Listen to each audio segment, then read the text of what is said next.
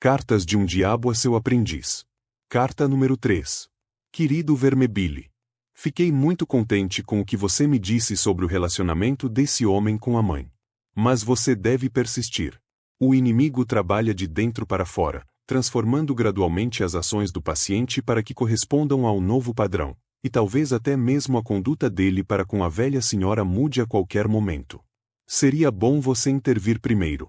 Mantenha sempre contato com o nosso colega Gomalósio, que é responsável pela mãe, e fortaleçam os dois naquela casa o bom e estável hábito da irritação mútua, das alfinetadas diárias.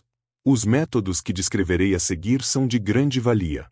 Faça-o prestar atenção apenas na sua vida interior.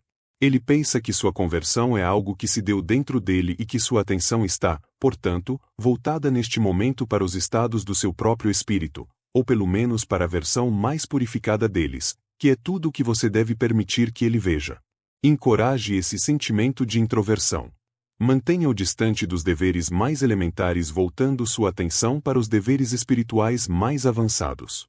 Faça o possível para piorar essa útil característica humana, o horror e a negligência em relação às coisas óbvias. Você deve mantê-lo num estado tal que ele possa perscrutar a si mesmo durante 1 hora sem descobrir nenhum desses fatos sobre ele mesmo, fatos que são perfeitamente visíveis para quem quer que viva com ele na mesma casa ou trabalhe com ele no mesmo escritório. 2. Certamente, é impossível impedir que ele reze pela mãe, mas temos meios de fazer com que as preces não tenham efeito. Certifique-se de que sejam bem espirituais, que ele sempre se preocupe com o estado da alma da mãe, e nunca com seu reumatismo. Disso advém 2 vantagens. Em primeiro lugar, ele prestará mais atenção naquilo que ele julga serem os pecados da mãe. Se você guiá-lo um pouco, poderá induzi-lo a considerar qualquer um dos atos da mãe que ele julga inconvenientes ou irritantes como pecados. Assim, você poderá cutucar um pouco as feridas do dia mesmo enquanto ele estiver de joelhos. Toda essa operação não é nem um pouco difícil, e você achará tudo bem divertido.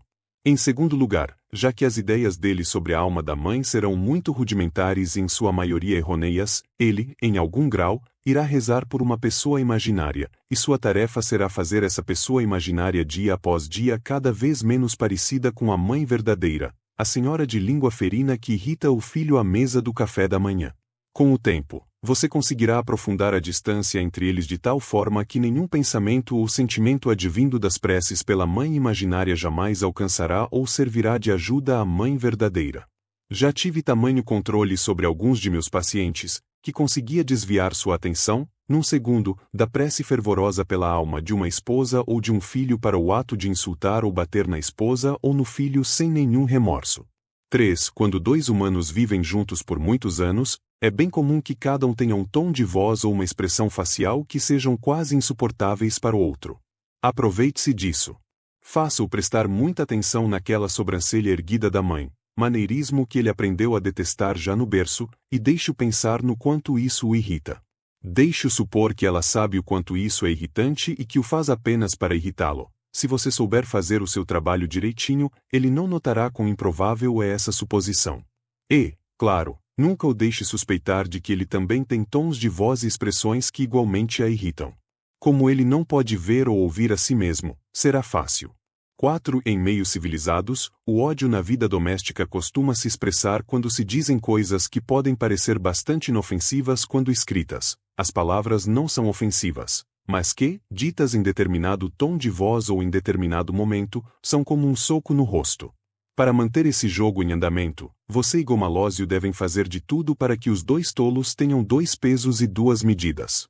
O seu paciente deverá exigir que todas as suas frases sejam tomadas pelo seu valor literal, julgadas apenas pelas palavras utilizadas, ao mesmo tempo que julga e interpreta todas as frases da mãe com uma sensibilidade exagerada em relação ao tom, ao contexto e à intenção. Ela deverá ser encorajada a fazer o mesmo. Assim, depois de cada briga, cada um pode ir para um lado, convencido, ou quase convencido, de que é inocente. Você sabe como é. Basta que eu pergunte quando o jantar vai ficar pronto para ela ter um acesso de fúria. Uma vez que o hábito estiver bem arraigado, você terá a deliciosa situação em que um ser humano diz coisas com o claro intuito de ofender e ainda assim se ressente quando lhe dirigem uma ofensa. Por fim, diga-me algo sobre a posição religiosa da senhora. Teria ela algum ciúme do novo fator na vida do filho? Sente-se de algum modo ofendida com o fato de ele aprender com outros, e tão tarde na vida, aquilo que ela acha que deu a ele tantas oportunidades de aprender na infância? Ela acha que ele está fazendo uma tempestade em copo d'água com esse assunto, ou que está aceitando tudo muito calmamente. Lembra-se do irmão mais velho na história do inimigo? Afetuosamente, seu tio. Fitafuso.